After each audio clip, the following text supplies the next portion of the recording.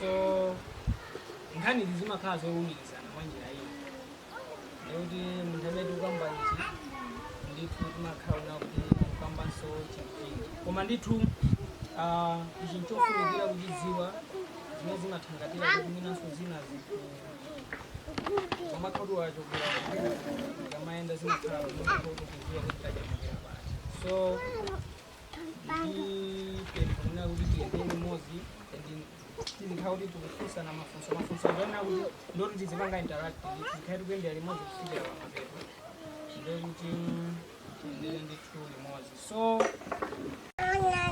ndi state imene munthu ali nayo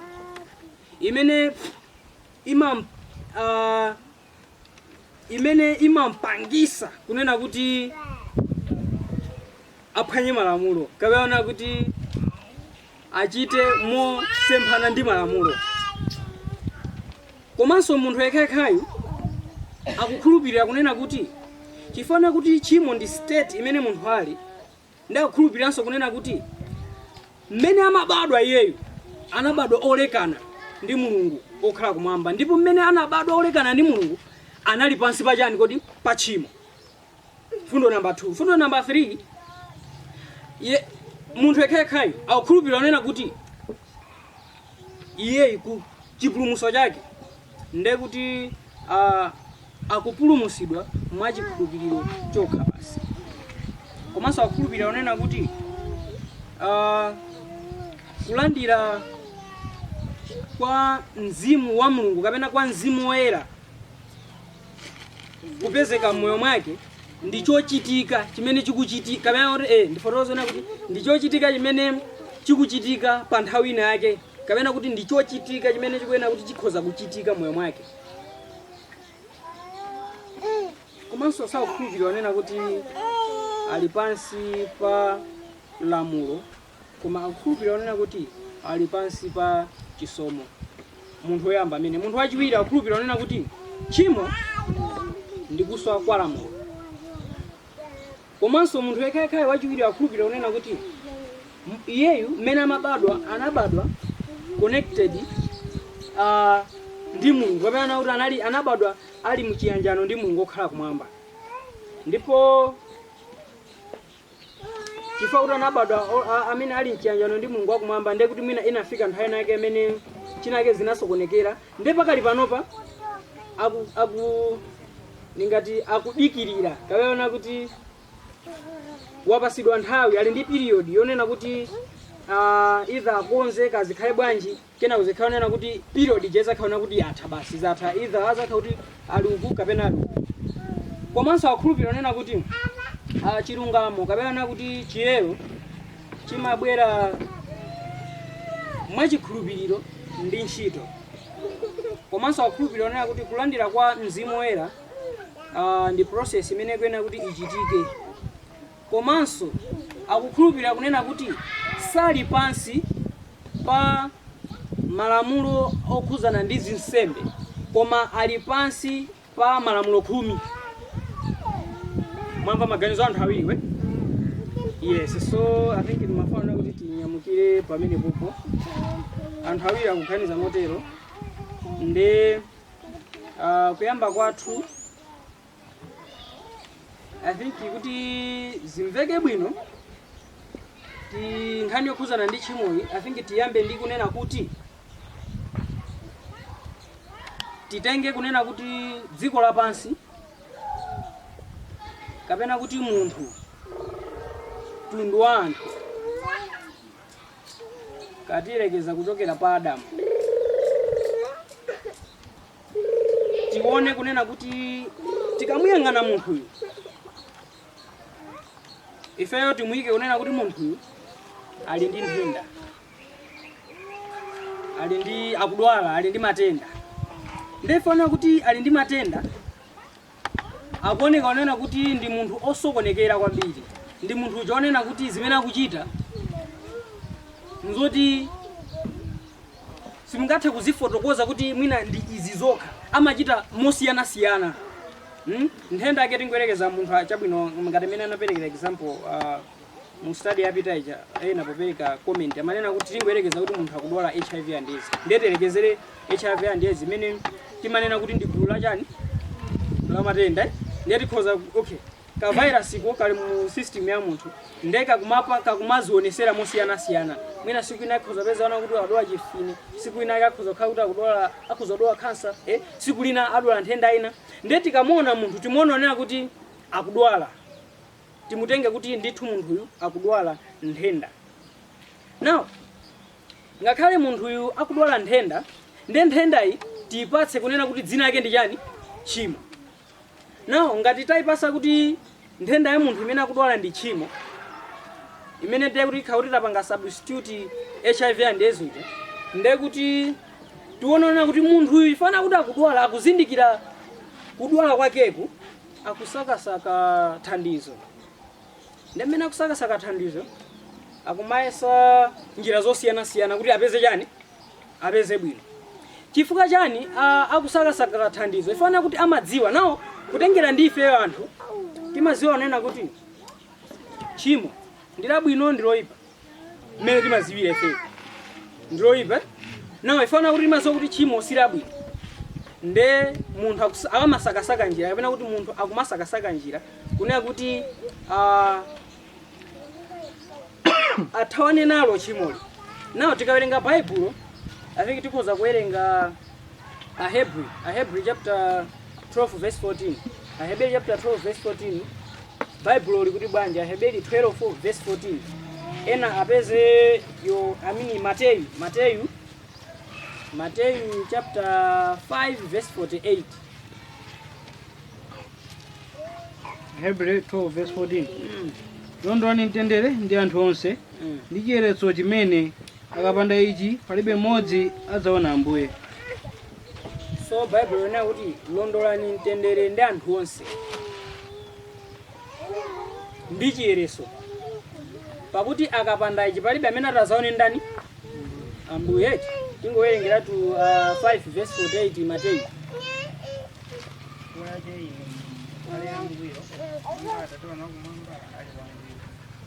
So ana uri mukhale wangwiro monga Atate wanu kumwamba ali wachani?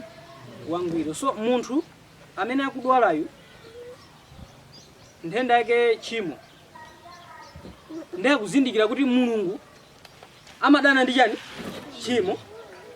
Nde Mulungu yemwe akufuna na kuti tikhale achani? Angwiro. Nde mmene ukhala angwiro even amene atizungulira nde kuti tizikhala nawo chani?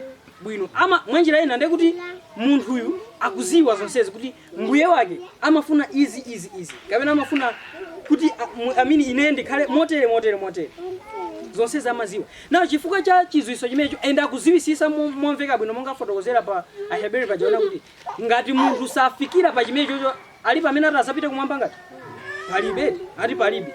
Ranthu azonena kuti munthu akuziwa kuti ine kuti ndisapite kumwamba kuti ndipulumutsidwe pakufunikira chinthu china chake chitachitika kapena kuti mwina nditachiritsidwa ku nthenda yangayi. Nawo chifanena kuti munthu amene akuzindikira zimenezi akumasakasaka njira zonena kuti azithandizire kuvuto lake. ndi akumayesa njira zosiyanasiyana. Ina siku lina mwatimezia, siku lina amamulinga, akuyesayesa kunena kuti atani kodi achire.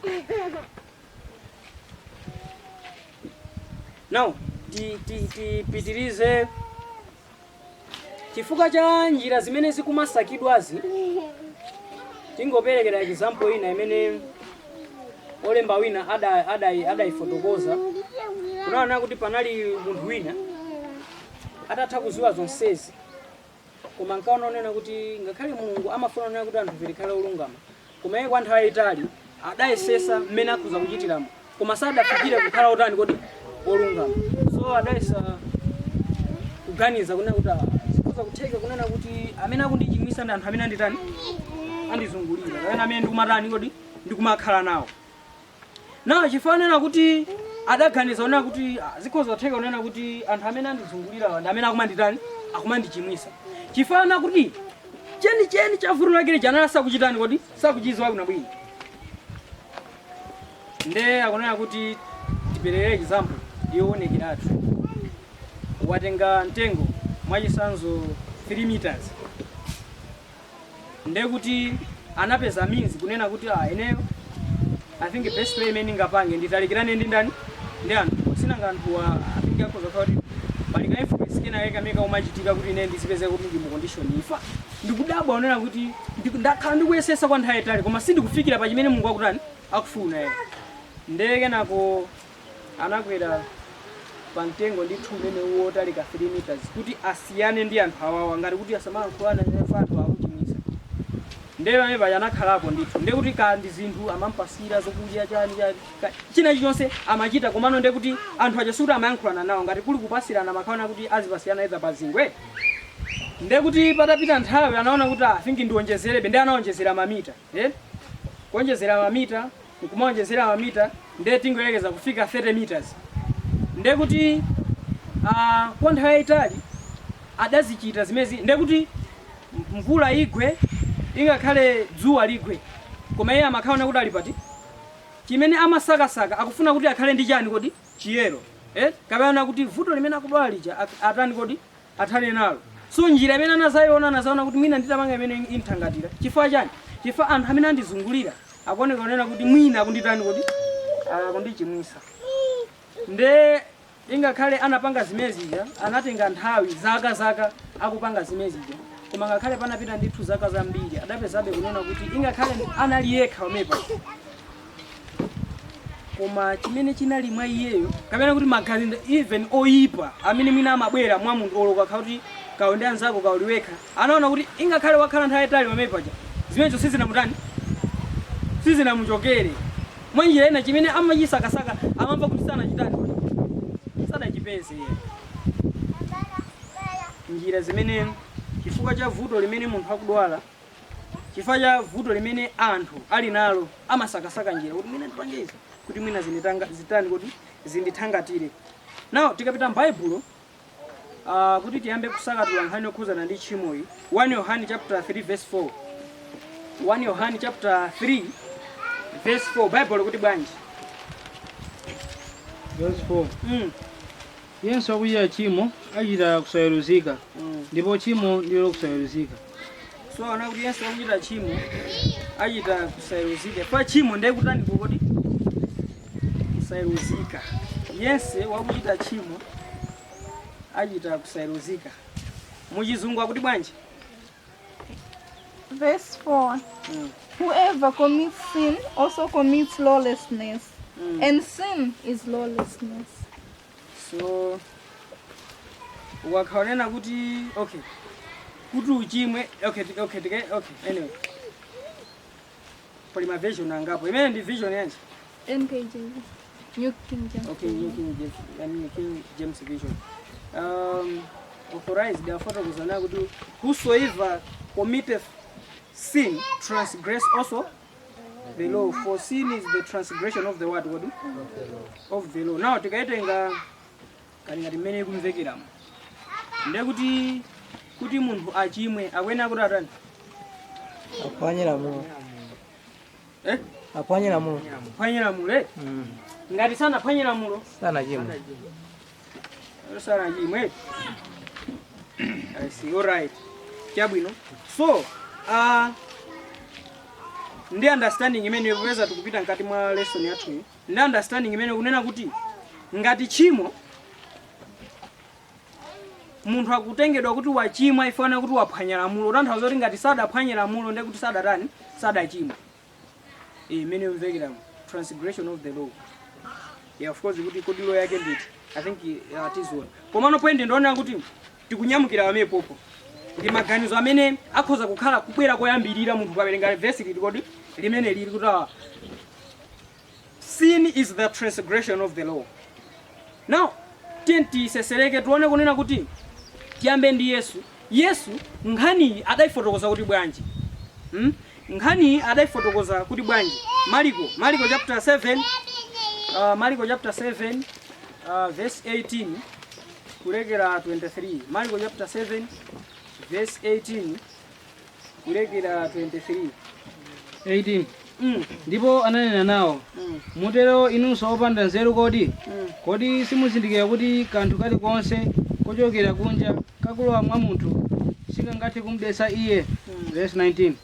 Chifukwa sikalowa mtima mwace koma m'mimba mwace ndipo katulukira kuthengo. Ndipo potero anayeretsa zakudya zonse. Verse 20. Ndipo anati, chotuluka mwa munthu ndicho chimudetsa munthu. Yes. 21. Pakuti mkati mwake mwa mitima ya anthu mutuluka maganizo oyipa, zachiwerewere. 22. Zakuba, zakupha, zachigololo, masiriro, zoyipa, zinyengo, chinyanso, diso loyipa, mwano, kudzikuza, kupusa. Verse 23. Zoyipa izi zonse zituluka mkati nizidetsa munthu. Alright, kuyambira kuja tikuona kuti munthu kuti achimwa kwena kuti watani angalamulo nde kuti akwenera wachita china chake eti kana kuti tikumutenga kuti wachimwa ifana kuti china chake chatani taona china chake chimene wachita ndani kodi munthu uchete. Now Yesu yapapa kuzabwera ndi point ina kuzanena kuti kodi inu simunamvenso nkhani ikuyambira musimwe? Kodi simunamvenso kunena kuti cholowa chimene chachokera kunja ndikulowa mwa munthu sichingathe kumudetsa munthu pokapoka chimene chikutuluka mwandani kodi mwa iyeyo? Chifana kuti akuti mkati mwandani kodi mwa mitima ya anthu mutuluka cha zoyipa. So zoyipazi zikutuluka kunja kapena mkati? Mkati. Ndakuna kuti mmene zikutuluka mkati ndi zimene zikundetsa munthu. Now azitchule ati chani choyamba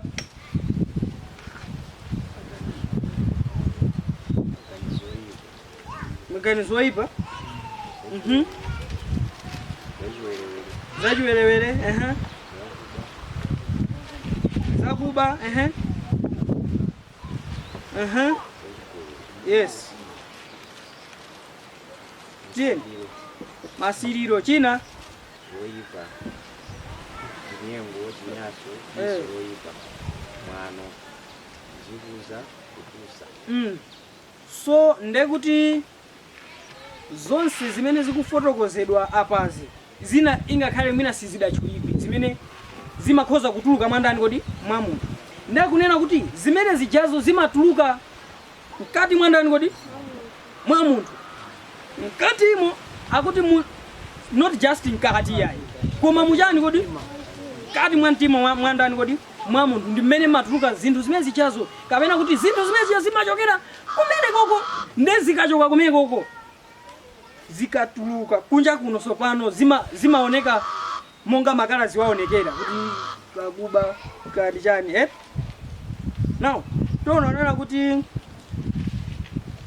Yesu yo apa tiri mumvesese bwino bwino nkhani imene akuifotokozera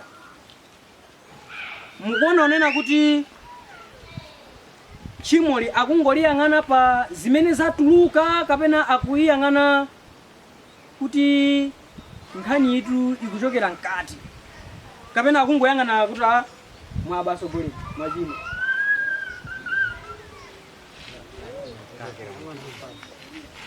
Yesu akuiona bwanji nkhani ikuyambira mkati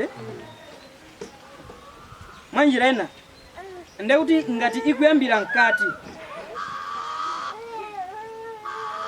akutifa kuti zimene zikutuluka mkati mwa munthuyo ndi zimene zikumandesa ndani kodi.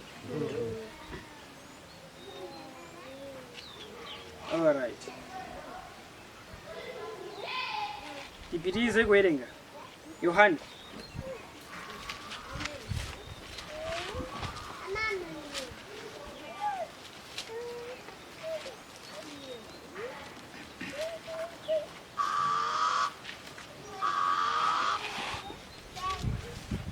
Odisa na werenge Yohana, I think tungowerenga Matthew chapter 7.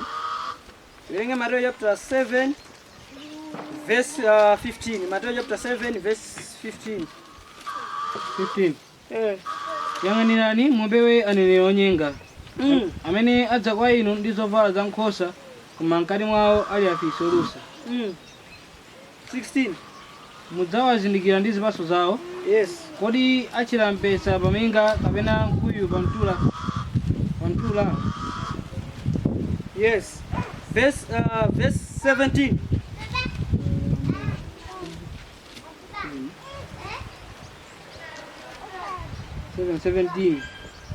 Chomwecho mtengo wabwino uliwonse upasa zipatso zokoma, koma mtengo wa mphuchi upasa zipatso zoyipa. Alright. Yesu akunena kuti muzawazindikira ndi chani? Ndi zipatso zawo. Muzawazindikira ndi zipatso zawo. Therefore uzanena kuti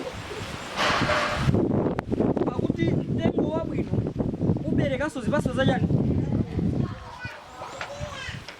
Chimozimozi ndiye kuti mtengo woyipa uberekanso zipatso zotani? Ndiye kuti akunena kuti sizingatheke. Wina ndisakire verse ngati yomwe ikuluka. Verse ngati yomwe nkhani yake yomwe ikuluka. Akaipeza nduzi. Now akunena kuti chimozimozi ngati munthu ali okay, tingoelekeza naye kuti mtengo ukubereka zipatso zabwino fa kuti ndi wabwino. Now akuti mtengo wabwino zingatheke kuti ubereke zipatso zoyipa. Chifukwa chani? Chifukwa mtengo ndi wachani? Kutanthausanso kunena kuti ndekuti ngati mbewu ili yoyipa tingayembekezere kunena kuti mbewu yoyipayi ikabereke chipatso chabwino? Ayi. Sizingatheke fayani. Apezeka pasiji. Kani ndi mbewu. Ndiye ngati mtengo uli woyipa. Sizingatheke kuti ukabereke chipatso chabwino. Munga mtundu wake. Munga mwachani? Mtundu wake. Mwanjira ina mbuzi itabereka munthu nzamwe bwino bwanji Ndi mwiko. na mwaziwa chopasa chidi nchonena kuti munthu amene munthu akuzindikira kuti ali ndi vuto mmene akusakasaka njira nde akumaona ngati kunena kuti akhoza kuchita bwino. Okay, akhoza kuchita zinthu zabwino koma mwina yeye ali otani kodi oyipe. For example akuiperekerayi akuperekera anthu fete kunaona kuti ngati munthu ali oyipa tingoyerekeza mbewu ya munthu seed imene ili mwa munthu ngati ili yoyipa ndekuti chimene ati abereke chikuyenera chikhale choyipa. Chifukwa akabereka ngati ali woyipa nkubereka chabwino tanena kuti ndi chani umene mwikhwete amene wapeza kuluka nda 643 Bible kuti bwanji? Pakuti palibe mtengo wabwino wakupasa zipatso zovunda kapena mtengo woyipa wakupasa zipatso zabwino. 44. Pakuti mtengo uliwonse uzindikirika ndi chipatso chake. Pakuti anthu samachira nkhuyu paminga kapena pa mtungwi samachira mpesa. Mvula yagwa kapena kuti season ya mango yafika ndewe okay tingoyekeza malo achita nde kuzapezaona kuti mtengo wa mango muja apezekamo apples. Nzona bisa?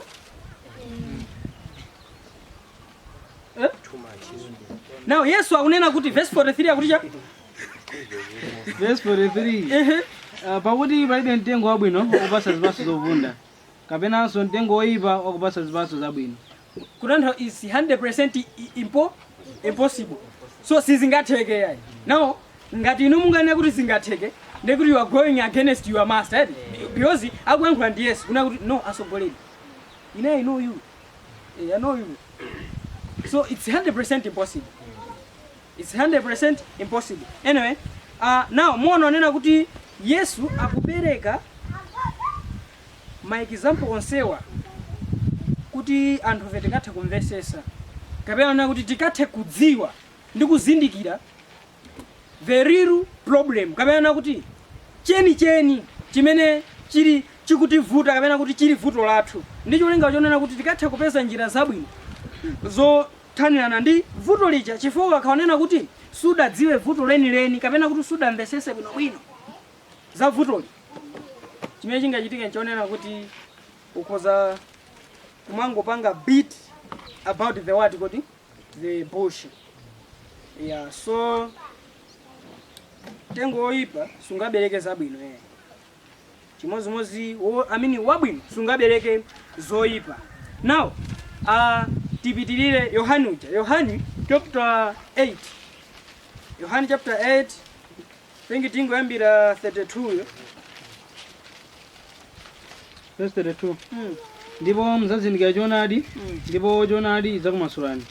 33 anamuyankha iye, tili mbewu ya Abrahamu ndipo sitikhala akapolo a munthu nthawi iliyonse, munena bwanji muzayesedwa afulu? Verse 24 Yesu anayankha iwo nati, indetu ndinena kwa inu kuti yense wakuchita tchimo ali kapolo wa tchimoyo.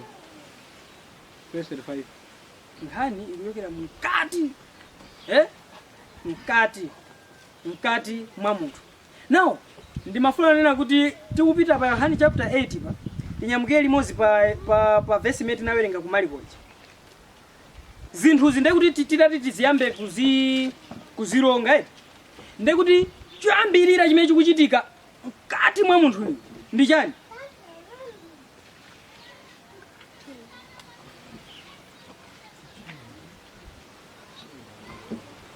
Ndi chimo komano tikufuata anthu azona kuti zafe kuti zaonekera kunjako ka process kamene kakuyenda ndekuti choyambirira chikuchitika mwa munthu ndi chani?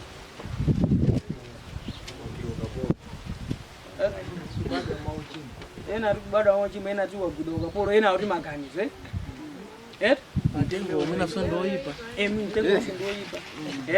Now muona nena kuti tosefe tukhoza koma point ndaona kuti ndekuti choyambirira munthu uja aliyekha sikuti ali munthu ina wake aliyekha wakhala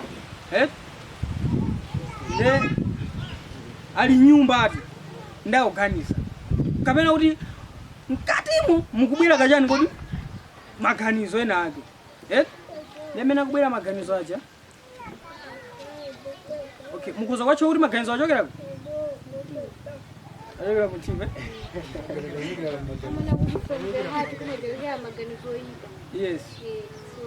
Yes, maganizo achokera mtima. Yeah. Now ndekuti maganizo oyipa akuchokera muja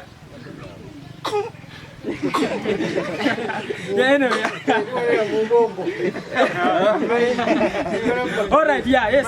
So maganizo akuchokera mkati we nde mmene akuchoka mkatimu chifukwa asanafike ponena kuti ampange move munthu uja kuti akachite chinake chija pakuyenda ka process kena kake. Mukumbukire Yesu Matthew 5 yemwe tangowerenga ni verse 20 Mungu ayambira 20 yemwe 5 verse 20.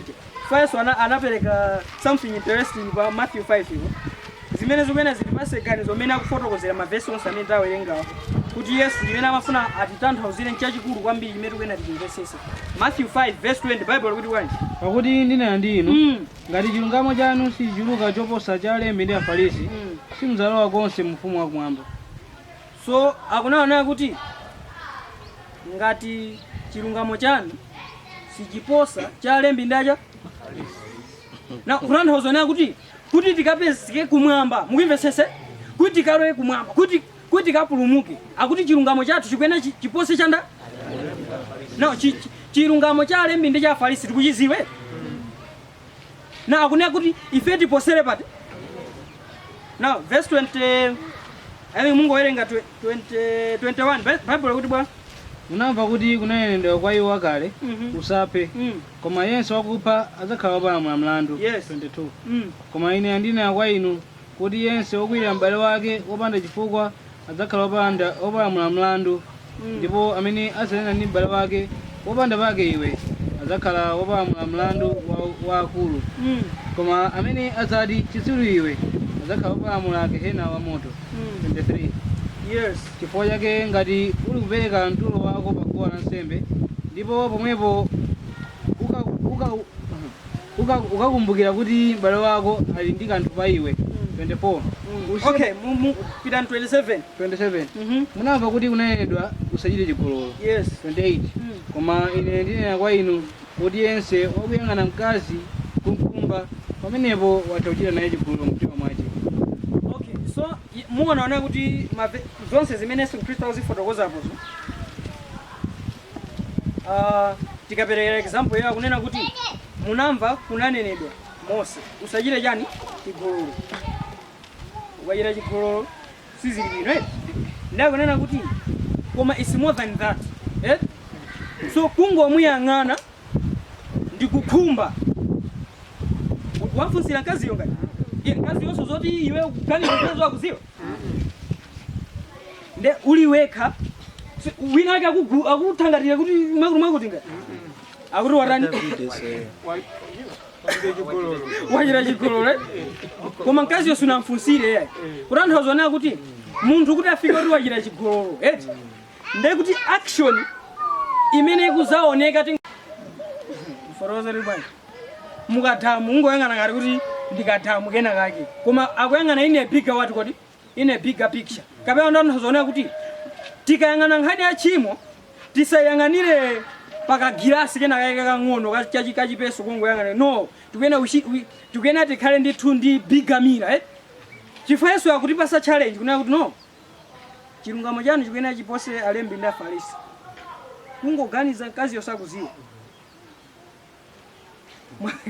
mwachita chigololo so mukhoza kuona kuti nkhaniyo ndi yayikulu. So point imene ifotokoza ndondoona kuti pa 8 paja mmene akunena kuti muzaziwa choonadi ndipo choonadi chizakuta nini kodi chizakumasulani. Ndi afarisi akunena kuti asogolera chizati masula ifeyotu ndi mbele ya ndani do sinakalipuka po. So wait to me mutanthauza chani Yesu akuti chani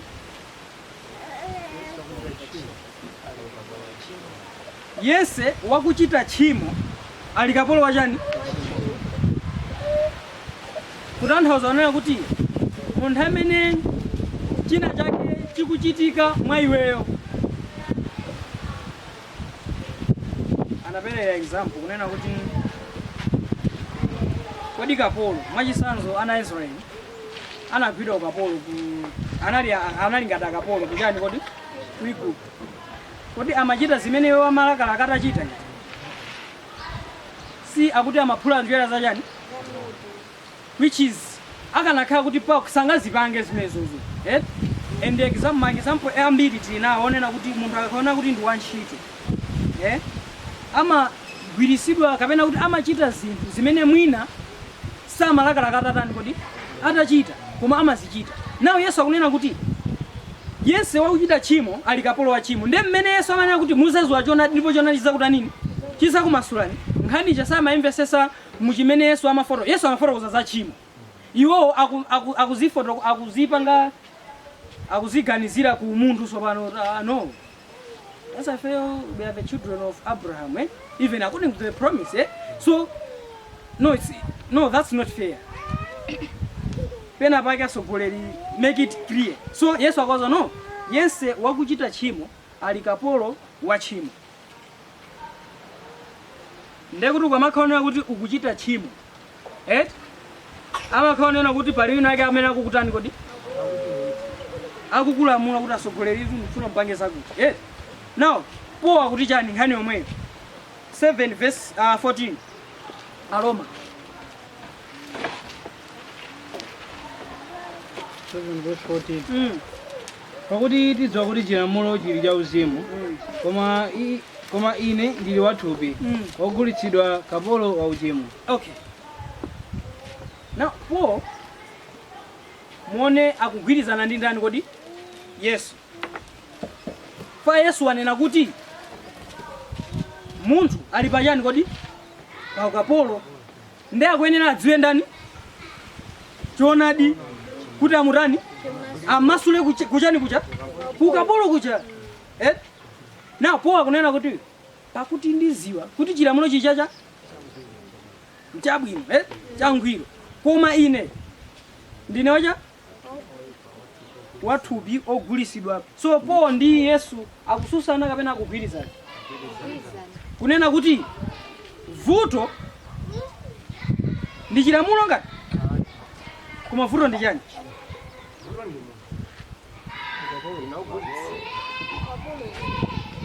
Now pitirizana sokole. So anena kuti chilamulo ndi chabwino koma ine ndine wachani kodi? Verse 15. Pakuti chimene ndichita sindichidziwa. Pakuti ndichita chimene ndifuna koma chimene ndidana nacho ndichita ichi. Pakuti sindi. Verse 15. Pakuti chimene ndichita sindichidziwa. Pakuti sindichita chimene ndifuna koma chimene ndidana nacho ndichita ichi. Now munthu amafuna atakhala wabwino, amafuna atakhala popereka, amafuna zabwino zonse zimene zili zabwino zimene zimaoneka kuti nzabwino. Munthu amafuna atachita zinthu. Ndipo akunena kuti zimene amafuna atachita sizimatani? Sizimatheka. Koma zimene akumadana nazo ndi zimene akumatani?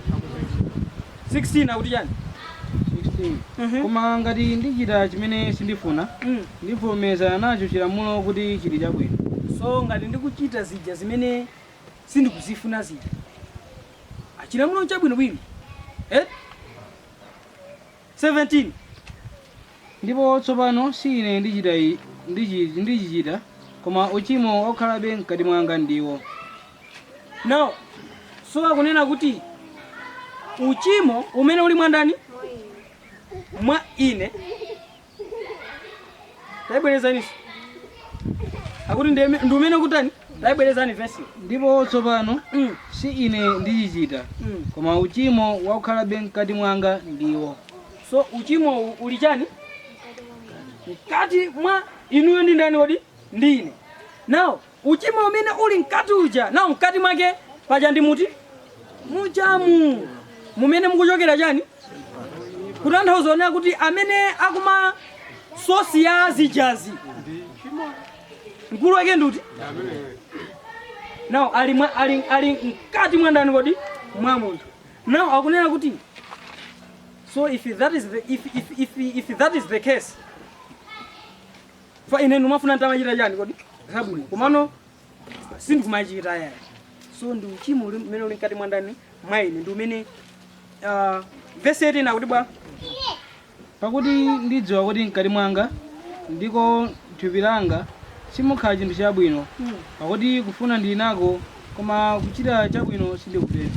So akunena kuti akuzindikira kuti mkati mwake mulibe chani kodi? Chabwino. So chimene chisali chabwinocho ndi chani? Chimwe.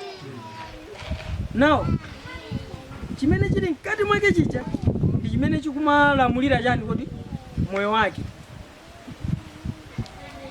Chifukwa kufuna kuchita zabwino ndikumakhala nako koma sizikumatheka yeye. Nomvesa isoni. Now muona unena kuti mavesi amene tawerenga awa ochepa akutipasa picture yoti chani?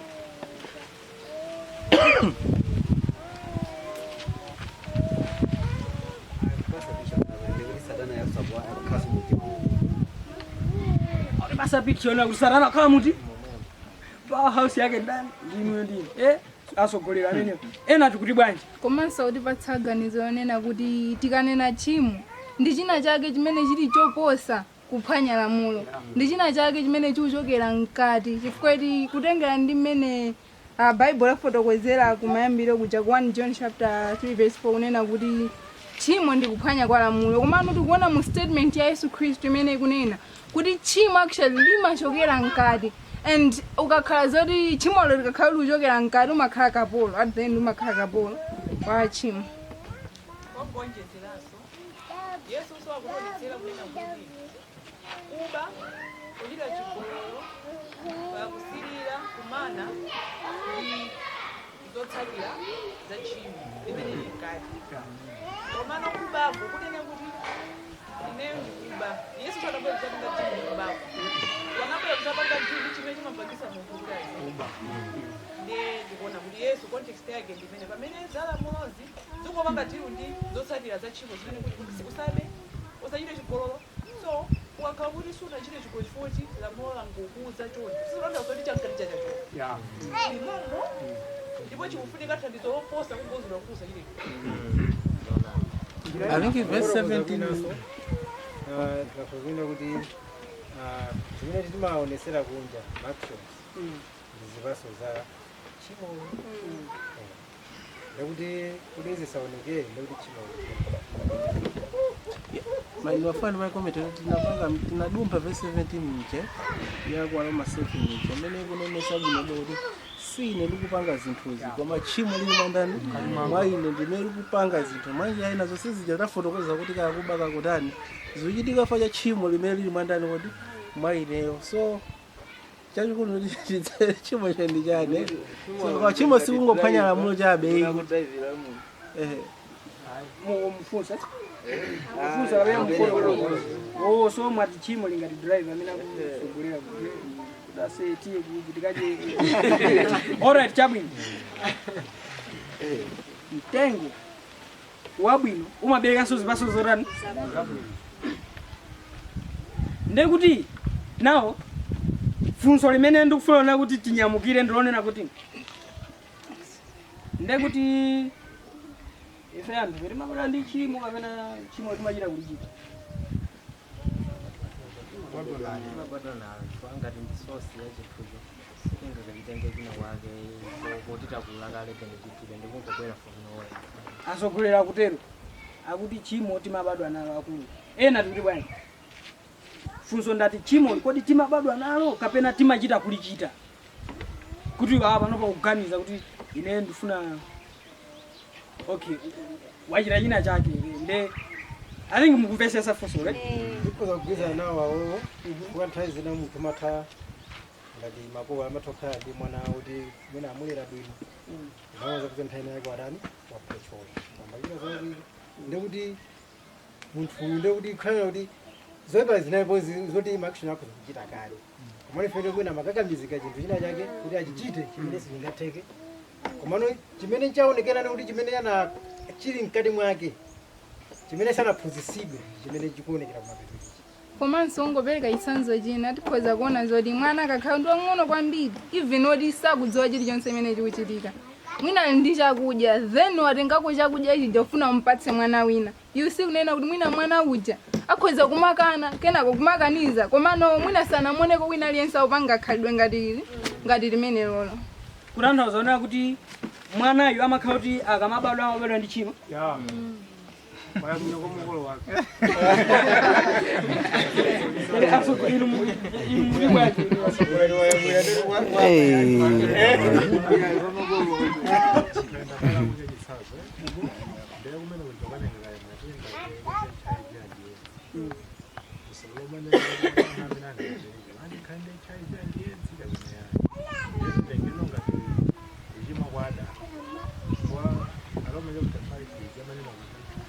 Ada mwana chini borero wose anaranisa nde musono lonena kuti kwadi munhu anorenga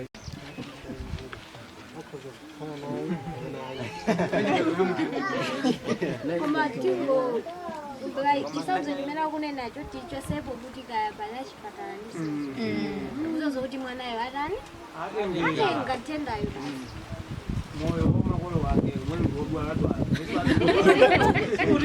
ndikufunsa so mwana amabadwa ndi chimo oh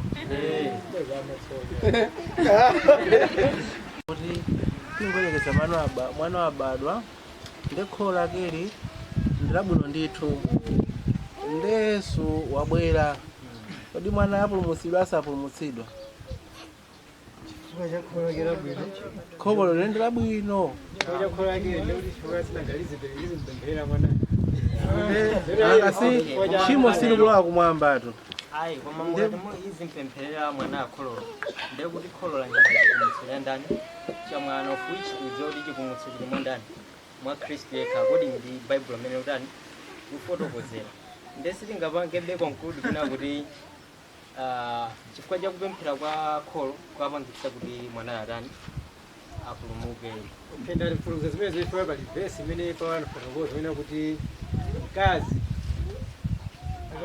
amene akwatira zilosiyane kuna kuti uyu ngati akuchita bwino ngati wina yakhoza kuyeresa ngati wina yakutani akuchita bwino so kuti timapapesa mudani amenepo ndi ishu imene yalowa Of course, verse mwina mulisage, tufuna ti muliwerenge verse, mulisage sagede, ya, kuti mwina tizi. I think ngoko sili kuzandana hanga tukamba zabanje wewe friends zakuwa kolisa kanja insano mistake nene mukonsa ngati mukona konjezera then maisa so bible makama kudazalanga anachifaja ya ndifake nafusa kunena kuti anafusa asogolera fuso eti kuti kodi munthu akamabadwa amakhala ndoti wabadwa ndi chimo neneso ndinaonjezera pafuso lija kuti kodi kholo lija ndirabwino nakasipa jatinanena kuti pali mitengo iwiri eti wina ni mtengo wabwino uwu ukwenda ubekeso zipaso zachani kodi zabwino wina ni mtengo oyipa umene ubekaso zipaso zoyipa nde mwanayi lese wabadwa miyezi 6 chaka chimodzi chimene sakuganiza eti is not reasoning nde Yesu akubwera kumperekeza I don't know wabwera afuna omboleno ake kodi mwana uyu amene sanagwade pasi yekha nkupemphera kuti ambuye mundikhululukire phulupulu zanga iyeyi apulumutsidwa kapena asiyidwa foti iyeyi ndobadwa ndi tchimo ndiyesera kuyanga mawo mundithandiza kuti masukule pa ma-consequences pali ma-natural consequences ndi ma-legal consequences ma-natural consequences ndi ma-legal consequences okay kapena ndipereke example yotere okay munthu mwina nacho consequence chifukwa choti cha zochitika zako umaphwanya malamulo achilengedwe abweretsa zosatira zake eti ndeno ma legal consequences tikhoza kukatenga kuti mwina mwana walakwitsa nde mayi akakunena kuti ine koma ndikusiya koma sikuti walakwisa inde zolakwisazo zikhoza kumbuyesesa kala kuchonongeko komano po mwati asiye kuti ma natural consequences agire ntchito yake akuna kuti ayi ndikukwapula zimene wapangazo ndizosayiniya ndiye mukesi ya Adamu ndi ife eti Adamu ana kanikane kuti anasokoneza system imene ili ngati natural consequence and because system ija inalakwika tinapezeka kuti tikulandira zinthu zija koma in real sense or in a legal way sikuti tili guilty chifukwa choti sitinapange zinthu zondifeyo ife tikungolandira ma natural consequences so mulungu poona pogamula kuti kaya mwana uyu apulumutsidwe ndi zina zotero sikuti atigamula kuti inuyo mwalakwitsa munadya chipatso potengera ndi mwana sangabwere ku ma legal consequences chifukwa ma legal consequences abwera pokhapokha tasankha ndichikana kuli imfa yoyamba kena kuzabwera imfa yachiwiri kubwera pa ma legal consequences kuti sitinasankhe mulungu tafuna kuti ifeyo tikhale nichoyipa ndeno legal consequence ikubwera kumapeto koma kumayambiriro kuli natural consequence so mulungu akuyena kuti agamule kuti uyu ndolakwika poti wachita kusankha yekha koma in terms of mwana sangasankhe kuti ineyo ndipita mbali yawo so mulungu mmene angagamulire ndi mwana ndi munthu kuti ndi wankulu okuti wakhala zaka wamba utenga pakhala posiyana ndiyankhirona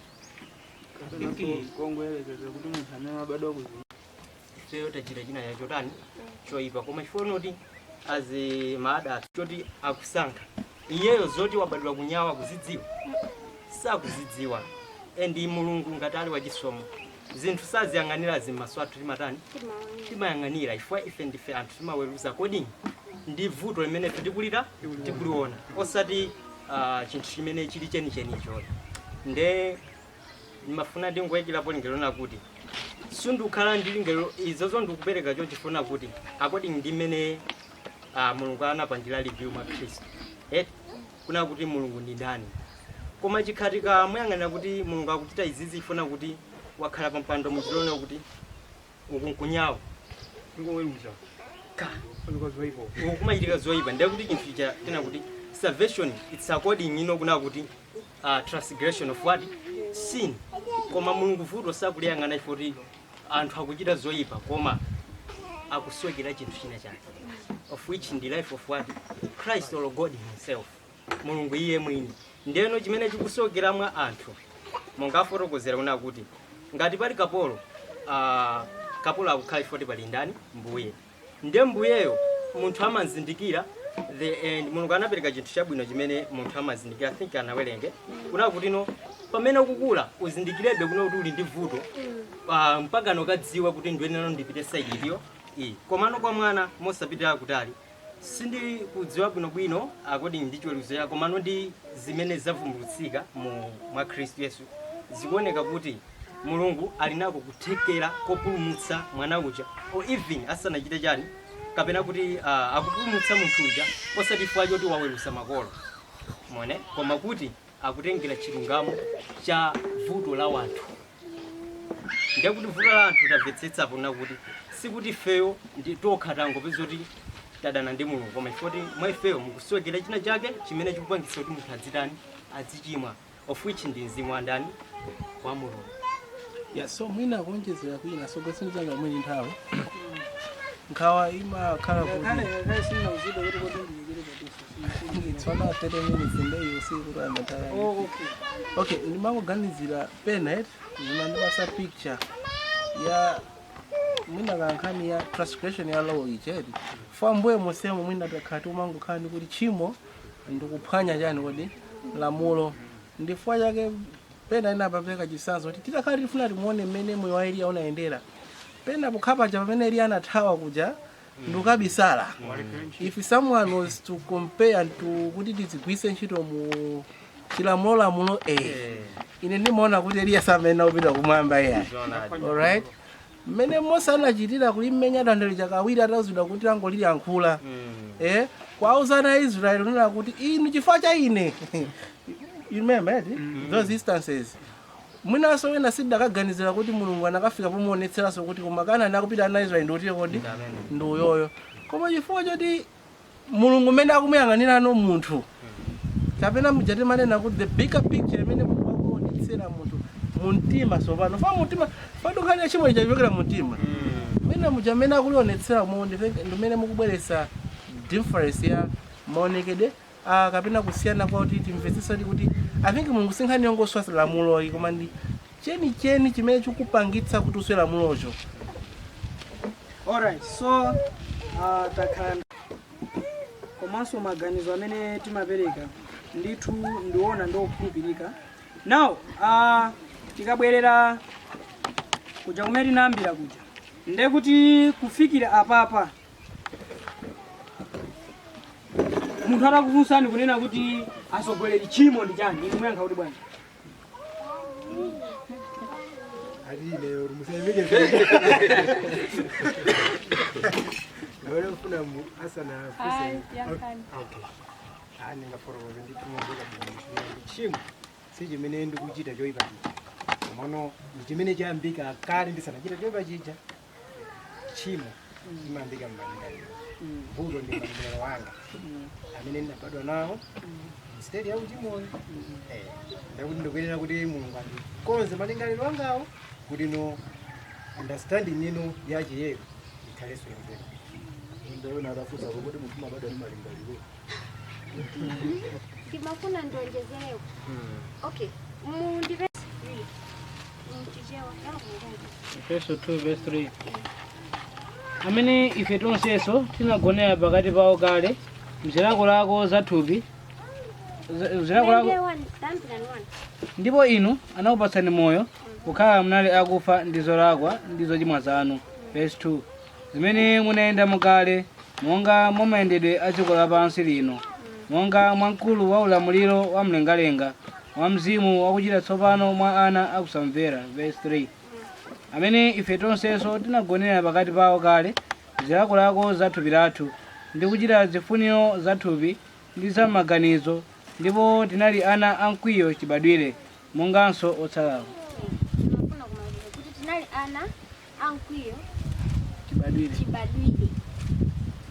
Mawu kuti nature ndikhoza kupereka example yokuti galu yeti amapanga zinthu ngati galu chifukwa choti ndi mmene alili yeti olo galu atakhala kuti tingoyesezera kuti mwabereka ana waswana wina wake anandigaireni mwana mmodzi yeti sanakule ndi mama yake galuyo akakhala kaya ndi kuthengo kwina kwake galu amene mukuyembekezere kuti nthawi ikamapita azikuwa azipanga zinthu galu zimene amatani koma sanaonere kwa amayi ake chifukwa choti anabadwa ndi that nature zachibadwidwe.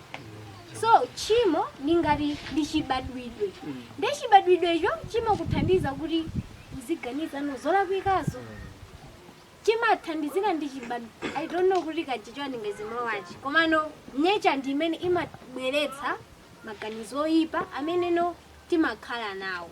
So nature ayo ndi imene timayitchula kuti heart yeti. So amanena kuti kuchokera mu mtima kumachokera maganizo oyipa yeti. So maganizo oyipa ndi amene timatha kuwadziwa bwinobwino kuti apa ndikuganiza zoyipa komano mu mtima musunga zozoti apapa mu mtima mukuchitika maganizo zoyipa ndi zinthu chokuti timati it's spiritual ndi zauzimu sitimatha kuzimvesesa. Muchizungu timati unconscious sumaziziwa kuti zikuchitika. So chimo ningati chinthu chokuti ndi cha innate kapena ndi chibadwidwe nechibadwidwecho chimapangisa nokuti tizikhale maganizo apika. Alright, so ino mafunsiri kuti asogolera chimo ndi chani? Asogolera ona kuti unaona kuti nkhani yake tu ni mkati. So asogolera inu muganiza bwanji?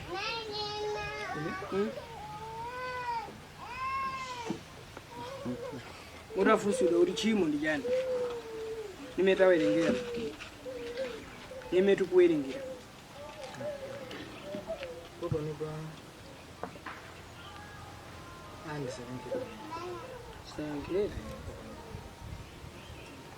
Alright.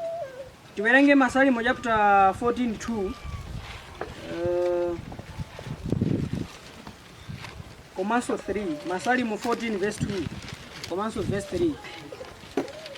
Verse 2 Yehova mmwamba anaweramira pa ana anthu kuti aone ngati ali wanzeru wakufuna Mulungu. Verse 3 anapatuka onse pamodzi anavunda mtima palibe wakuchita bwino ndi mmodzi yense.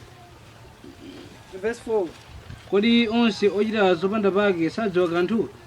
Pakudya anthu anga monga akudya mkate ndipo sayitana pa Yehova. Verse 5 Alright, now monga verse imene yakhala yokambidwa Roma 5 verse 12 akuti pakuti chani? Pakuti onse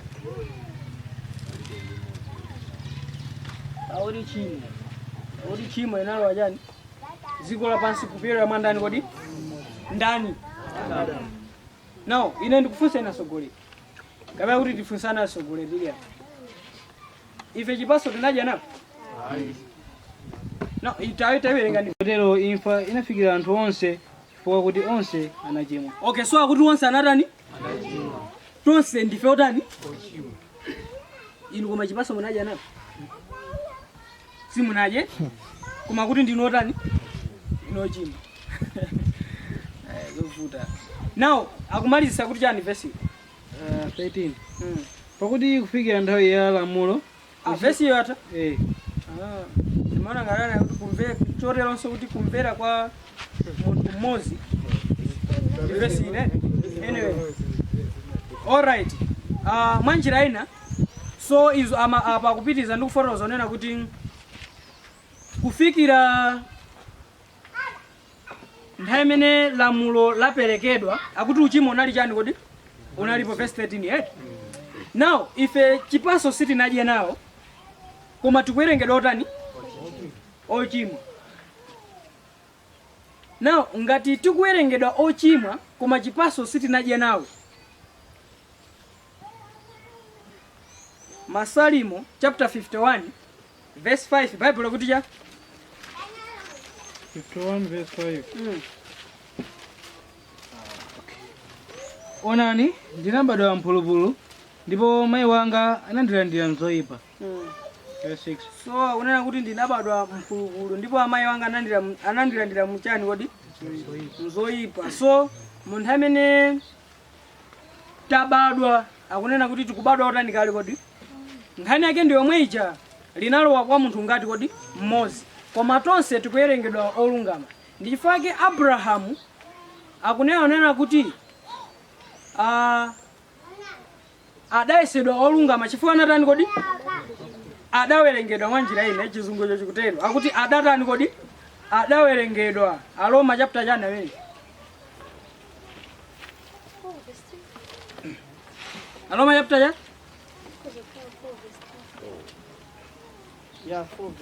Bible kuti bwanji pakuti lembo litani ndipo Abrahamu anakhulupirira Mulungu ndipo chinawerengedwa kwa iye chilungamo. Alright, tikuwerengedwa ochimwa koma anachimwa ni ndani? Now ndekuti mbali inayi imfa ya munthu mmodzi tonsefe tikuwerengedwa otani kodi kutanthauza kuti monga anafotokozera mayi Zava kunena kuti nkhani tikayiona ndi thumu wangu ayikulu muona unena kuti Yesu sadangobwerera kuti asogolera kuona kuti anagwidwa chigulu pena pake. Iye uja kufotokoza unena kuti anabwerera chani? Ati mwana wa munthu anabwera kuti kufunafuna chani? Mwa njira ina akubwera kuti adzati masule ku ukapolo uja. Now akuti muzaziwa choonadi ndipo choonadi chizakutani nini kodi chizakumasulani. Now choonadiyo ndi ndani? Ndi Khristu yemweyo. Now muzandiziwa kapena kuti mukandiziwa ineyo personally muzamasulira. Mwa njira ina ndekuti tikuliona tchimo osati muwango ina yake yaying'ono kwambiri koma tione kunena kuti kodi chinthu chikuchokera kuti kapena kuti ndi cha mtundu wanji chili motani. So muona unena kuti kufikira papa pa anthu awiri aja ndekuti wina amaganiza kunena kuti tchimo ndi condition kapena state imene munthu ali. Ndi chifukwa cha state imene munthu alija imampanga lidi kuti aonesere ma actions otani kodi chifukwa mtengo wabwino sungabereke zipatso zotani zoyipa. Kutanthauza kuti ngati akuonesera zoyipa amakhala kuti akuonesera chimene chili mwa ndani kodi chili mwa iyeyo. Kutanthauza unena kuti ngati vuto la munthu ndi chibadidwe chake kapena kuti ndi nature imene ali kutanthauza kuti kuti zinthu zimene zizikhala kuti zatha kapena kuti vuto limene kuti lithe zasowekera kuti nature ikwena itani kodi isinthe. Timalize ndi zimene anafotokoza ndi Charles Spurgeon, an English preacher. Anafotokoza unena kuti ikafotokoze ndi thu mwachidule ngumba ikaona matope imaona kuna kuti khoza ungodusa kapena ikwena ikhotepo wewe ikwena ikhote so ikwena kuti ikazivike mene kuchapa. Now titenge ngumba iji ipitise kusukulu 4 years ka 5 years kuvuka ndi chani bachelor. Now pazaka zonsezi timaiphunzisa kunena kuti asogoleni matope aja ndoyipa. Now taifotokozera taiphunzitsa bwinobwino kuti matope sabwino na tikuifotokozera njira zonena kuti izipanga kunena kuti aziapewa chani chimene mukuyena kuti muzipanga sogolera mukangoona matope kamuzingotawa ndekuti tikuipasa manjira kunena kuti muzipanga izi now for a period of 4 years ka 5 years tikuiphunzisa ndekuti yapanga graduate pepa lake chani kuti maji ndekuti njira zonse zoti akhoza kuthanirana ndi chinthu chimene amaphunzisidwa chija atatani pamenepopo aphunzisidwa si munthu wa I mean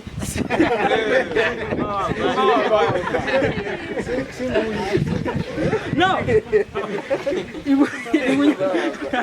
ikunyamuka kumeko chako mene ikuona matope now ikuzapanga valiso pano zimene aphunzira for a period of 4 years ndi matope acha kumapanga evaluate ndizoona kuti matope muona nkhani now after kuzapanga kuzaziona zana no jason sinzongolembera zeze makanizo chabe awa ndibwenziranga now ikuthamanga ikutaya pepala ndikuthamanga kukafikira muchani kodi matope mucha now muonaona kuti nkhumbayi kodi ikusowekera kuphunzisidwa bwino kuti isakasambire matope mungati now ndekuti tibwesaka kamphaka muonaona kuti madana ndi chani kodi matope ndiye ukhondo chimene chikufunika pavuto limene ife anthu tili nalo ndi input substitution kapena unena kuti nature imene ife tili nayo ikuyenera kuti isinthidwe kapena unena kuti tichoke mu gole limene tili chani kodi tili chifukwa mphakayi muona ifanira kuti ndi ya ukhondo tikatenga mindset kapena unena kuti tikatenga mind ya mphakayi imene ikaona matope singafike yayi ndikutenga kugwirisira ntchito chani pacha biology kugwirisa ntchito cha surgery now tikatenga chiwalo chimenechi ndikuchiyika umu mwa nkhumba ndikuchosa cha nkhumba ndikuchiyika umu muonaonena kuti this time around nkhumba ikaona matope chifukwa chonena kuti mindset yake yasintha ndi ina yatsopano ndekuti akuonana kuti matope sabwino mwanjira ina tisayembekezere kuchita zinthu zabwino ngati tchimo lili mwandani kodi tikuzinyenga tokha chifukwa kuti mukususana ndi mawu a Yesu amene mukuti mukumuyembekezerayo First akunena kuti a good fruit kapena a good tree mtengo wabwino sunga tuluse zipaso zotani kodi so inuyo ngati muli oyipa kumasali awiro foto zonena kuti oyipa akhala mmene lilimo chani kodi chibadwire ndiye kunena kuti kuipa kwake kuli ngati poison wanjoka mwanje ne fata nthawi zonena kuti inuyo munabadwa ndi tchimo ndiye mukumayembekezera kuti mukhoza kuchita chani kodi zabwino mwanjira ina in short phunziro la tchimo limapita ndithu ndi magawo angapo amene timayenera kuti tione zinthu zosiyana-siyana zimene zimamangirira kuti nkhani ikhale kuti yamveka bwinobwino koma chifukwa cha nthawi imene tinali nayo ndimaona ngati kunena kuti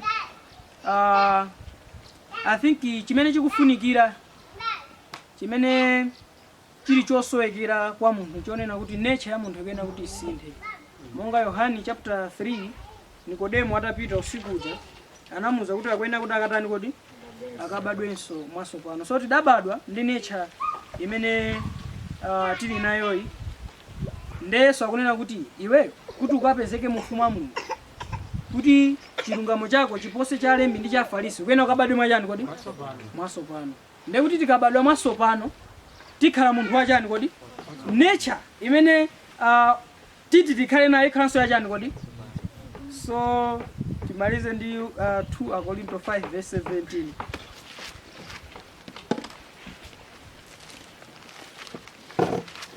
5:17 chifukwa chake ngati munthu aliyense ali mwa Khristu ali olengedwa watsopano zinthu zakale zapita taonani zakhala zatsopano. So ngati munthu ali mwa Khristu Yesu akunena kuti ndiye kuti ngati uli mwa Khristu Yesu, Khristu ali mwa ndani? Mwa iweyo. Ndiye akunena kuti ameneyu ali olengedwa wachani kodi? Watsopano. Zakale zatani kodi?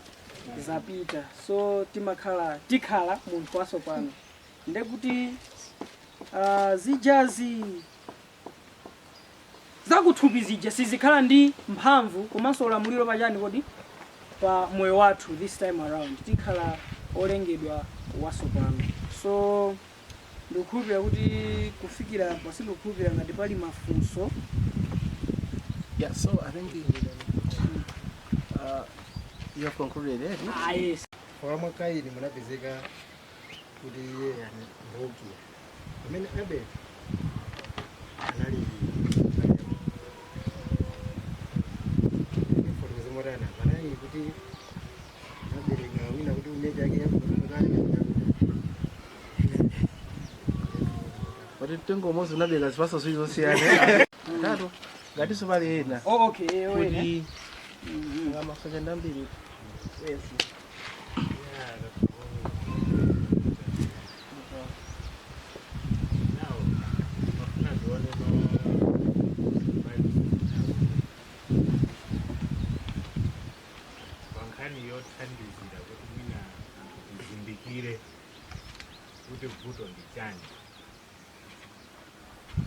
Is the church doing enough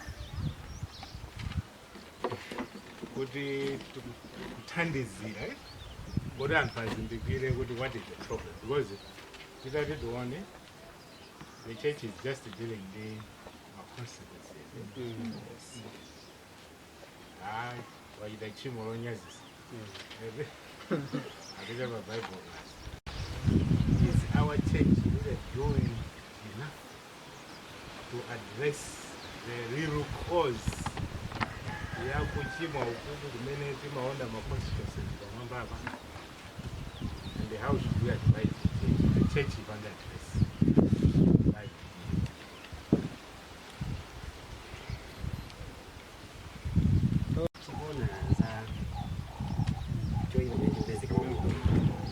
Tikunena za choipa chimene chikupezeka mwa munthu ndiye ngati sakulakisasa ngati Yesaya kuja akamba nkhani ya Satana amene amachoka kumwamba kuja ina kumugwesa kuja kunena kuti chosalungama chapezeka mwa ndani? Mwa iyeyo. Ndi mazisusa mkati mwanga unena kuti ngati chosalungama chikupezeka so wa Satana yemweyonso ndi ifenso bonso panopanso chikupezeka monso ife tikuonera kuti ndi Satana yi nanga Satana chapezeka monso bwana chachokera ndinamva ndemanga zina zikupekera nthawi yake na kuti mafuso ndi ngati chibadwa anthu amafotokoza ina kuti ngati tchimo ndi chibadwa komano potenga ndi Ezekiel chapter 28 verse 15 akuona kuti chosalungama chinapezeka mwa Lucifer. Leno komano root ya tchimo ndi kwa mkulu azina leno tikatenga ndi definition kaza tikatenga ganizo limene akuona kuti ndi chibadwa leno yani kuzigwirizanitsa kuti zimveke bwinobwino. The side enawa achita kulakwira lamulo aja chipatso kwina kusatana chipatso kunalibeko la vulo lambika ndiyeyo ndi zimene akufusa kuti ndi iyeyo walitenga kuti wayambira kuti ndio understanding ya tchimo ingathe kusintha ene so and straight forward. Anawa akubadwa tchimo litalowa kale kapenayi now akunena kuti tchimo kuziko lapansi nalo mwa munthu ngati linalo mwa Abeli kapena Kaini linalo mwa ndani. So awawa anachokera kwa ndani. Alright, ndiye kuti Abel anabadwa ndi tchimo kapena sanabadwe nalo? Alright, I think paipo tikhoza kuti tayanga so it was a choice kunena kuti atengera kuti ineyo ndambereka iyeyo. So Adamu anabereka koma ngakhale anabereka munthu iyeyo Adamu mtima wake umabereka zoyipa, ana ake mitima yawo imabereka zoyipa. Now inu akunena kuti ntchito zake zimene zimakhala mtima zolangani zabwino zindisanza.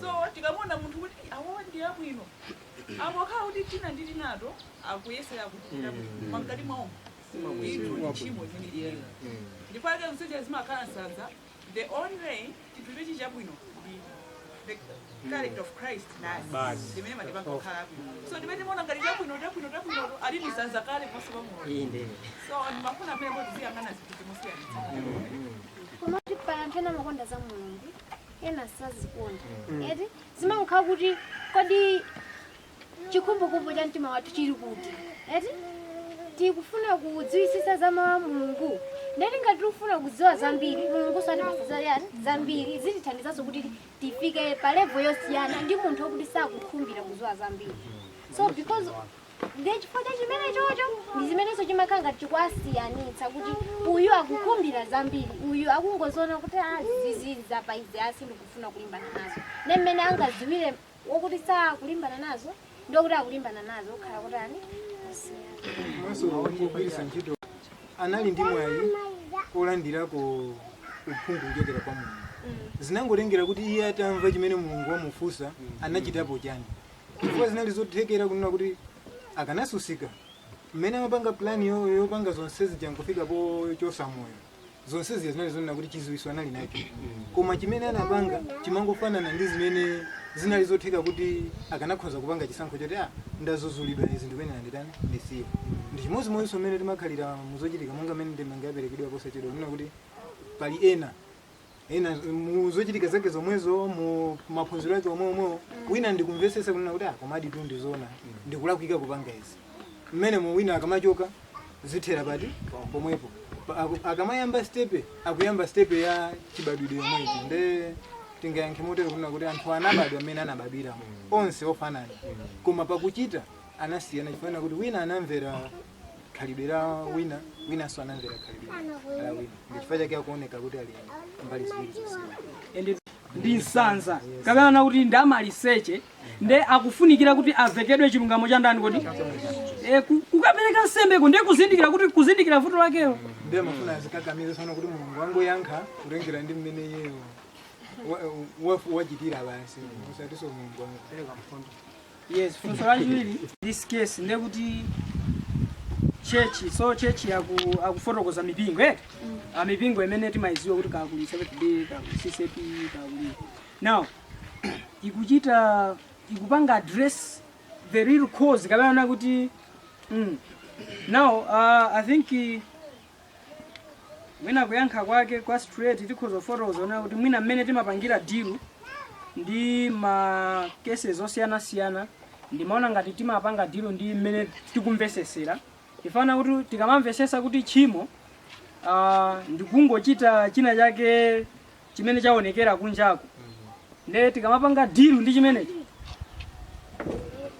ndifana kuti understanding yathunso ili pati kodi ipamepo kutanthauza onena kuti nde kuti chiziwiso chakumvesesa kwinaku mwina pakali panopa mtingane kuti pali chani kodi palibe kutanthauza onena kuti mwina thandizo limene likhoza kukhalapo kwa anthu amene akudziwa ndi kuthangatirana ndi abale mwina kamodzi ndi mmene mulungu akhoza kukonzera mwete kunena kuti tithangatirane nawo koma mwina nthawi zambiri zimakhoza kukhala zovuta kuti nthawi zina ukhoza kuyima kusogolo ndikupasidwa mwayi bwino nthawi zina zimangotengera kuti kodi uli kuti koma nthawi zina kuti ukhoza pasidwa mwayi ndikumafotokoza ziwiri zitatu ngati zimenezi mwina m'mipingomu zimakhoza kukhala zovutirapo kutanthauza kuti njira zina zikhoza kukhalapo man to man I mean face to face kapena kuti man to man ndithu ndi munthu kuthangatirana ifanira kuti ndiye kuti munthu amene wafikira awiri atatu nthawi nake timakhoza kukhala ndi ma Bible study m'machechimu nthawi nake mavesi ena amakhoza kukola ifanira kuti understanding mwina pena pake kuvuta ndiye kuti iwe unafikira anthu awiri atatu ingoyerekeza ka unafikira ingoyerekeza anthu 20 mwaisanso ndiye kuti anthu 20 achangati achimvesesa inde chite nde mukusonkhana malo amodzi aja chimene chingachitika nchiona kuti anthu ena ake katakhala kuti ndi ambiri koma silibe utakhaona kuti anthu awiri atatu mukuvomerezana I think sometimes it can make a difference so kutanthauza kuti we have a way if you see kunena kuti okay ndiye kuti literally apotina kuti mungatanena kuti mina kachiziwiso kamene kwako kakufunikira ndithu anthu atazindikira kungowonjezera kuyankha